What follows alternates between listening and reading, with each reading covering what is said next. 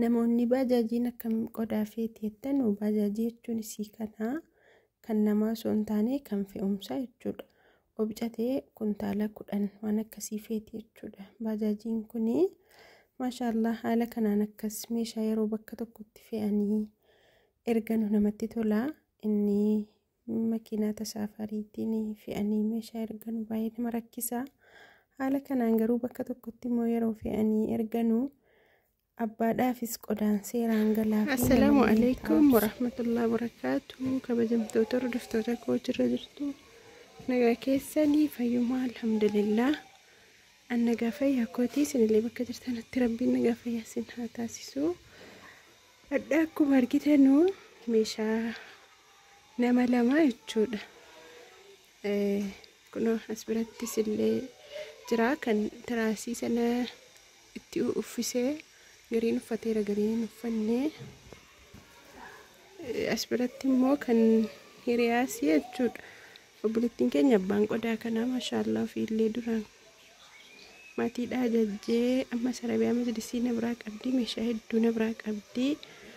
Akkasuma dambanyaa hiriyaasii nama lamallee naa fiddee jirti. Tokko abbaa qodaa kanaati, tokko immoo dheengadda rabiyaa majlisii hojjetattee turte. Naa galatoomitiin jedha uktii ofiillee meeshaa deddeebitee narraa ajajattee akkasuma hiriyaa keellee naa fiddee dambanyaa jechuudha. Annaa kun kan gwaddeenyaa siiti. Akkuma argitan firaashii 4 tiraasii 12 rakabootii illee qabdi. Rakabootii jimmaa siinii waliin isa safii kan isinitti agarsiisu ta'a.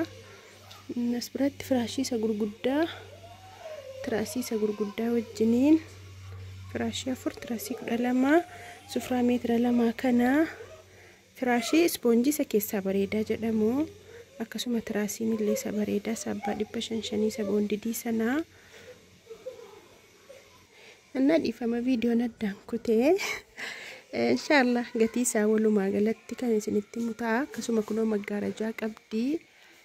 Maggaarajaan kun egaa yeroo mana keessatti barri isaa fudhametti fannifamu malee garuu kan maskootiitiin meetira 1.5 kana saampilii dhumaanan haala kanaan finyoodhaan asitti garuu yeroo manatti immoo saqqalamu sibiila isaa keessa bahee haala kanaan fannifama jechuudha. Baay'ee bareeda. Kun akkuma argitan dheeraadha jechuudha. Dheeraadha qumatiidhuma normaaliidhaanii kan inni hodhame meetira 2.8 jechuudha dhaabiinsaa. Garaansaa immoo carqii meetira 3tu meetira 1.2tti deebi'ee shabashabamee hodhame.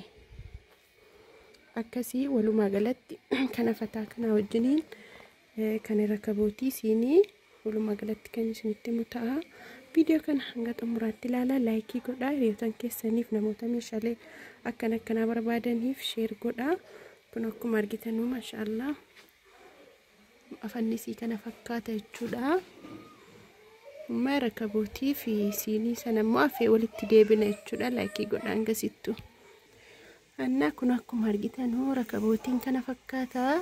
Siinii seeraamikii yookiin asaana baarii kana ishigii keessaan baasnee maaliif jennaanii ala deemu akkana rakkisneef jechuudha. Yeroon keessaa baases feestaalii kaartoonii dhuma isaa keessatti deebisee keen feestaaliidhaan hidha jechuudha. Hadhamoo keessaan baasnee siinii 12 kun gatiin isaa hamma dabaleera. Siiniin kun madaa dabalee 12 isaa darzaniin tokko birrii 2,500 jechuudha. Rakabootittiin immoo birrii 800.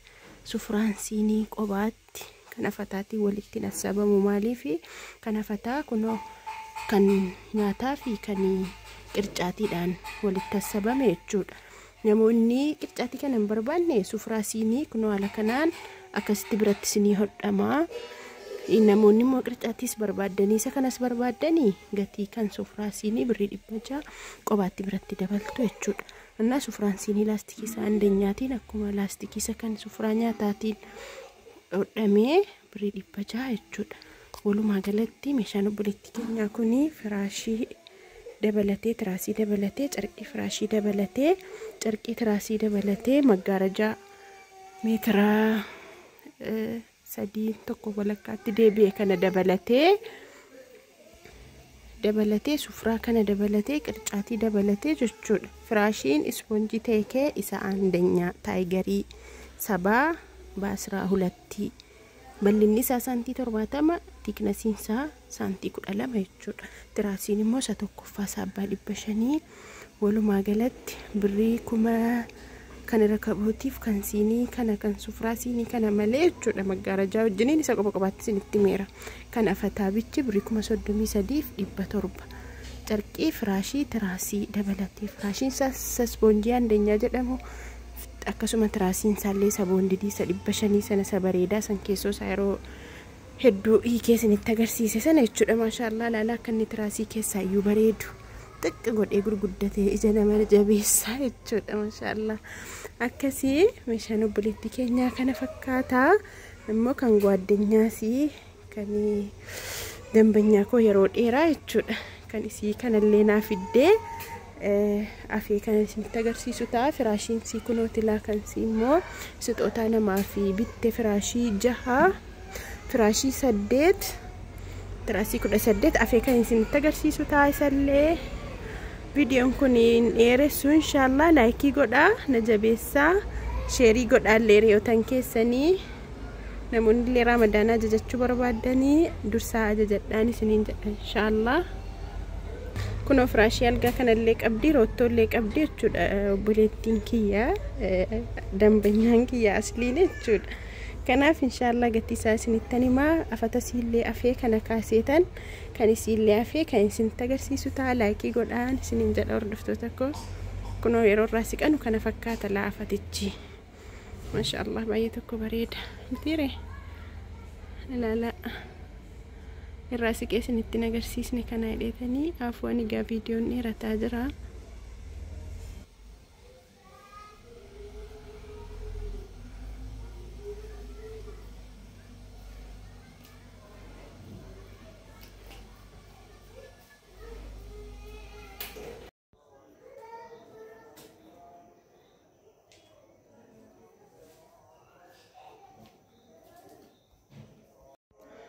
Kun immoo kunoo meeshaa fatihaati. Fatihachuun dambanyaa koo yeroo dheeraatti akkuma isinitti himee dambanyaa nama lamallee hiriyaa siinaa fiddee annaa kana immoo sixootaa namaaf bitte jechuudha. Firaashii isii 1300 wayii duwwaa isa sila viidiyoo keessa galcheera jira.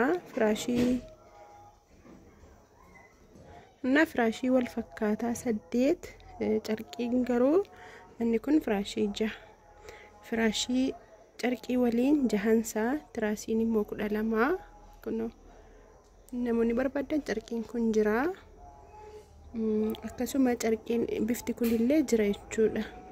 Bifti kunis jira. Inni silaas immoo michuudi ababaa saallayyetti jedha malee jira. Inni kafeen silaas lafti dukkanaa'ee jira. Silkiin koos immoo baatirii cufuudha laayitii isaa ibsuu didee. Kanaaf kana fakkaata. Kunas biratti roottoo kana qabdi.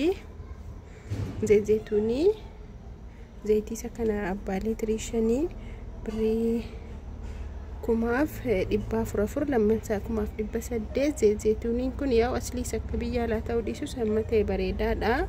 Gimaash liitiriidha birrii 1300 jechuudha zeetuunichi. Ana roottoonni kun immoo liitirii 200 birriin isaa birrii 2300 gabaabaa jechuudha. Bishaan jala bokkaa jala waan akkasii kaachuudhaaf nama fayyada.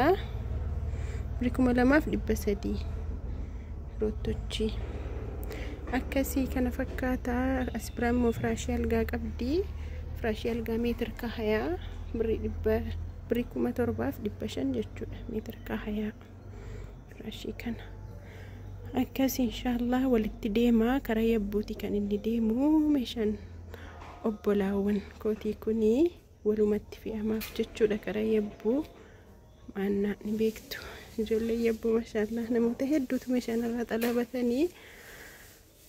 Akkasii inshallah hanga viidiyoo biraatii walitti deebinutti nagaa rabbii keessanaaf turaa.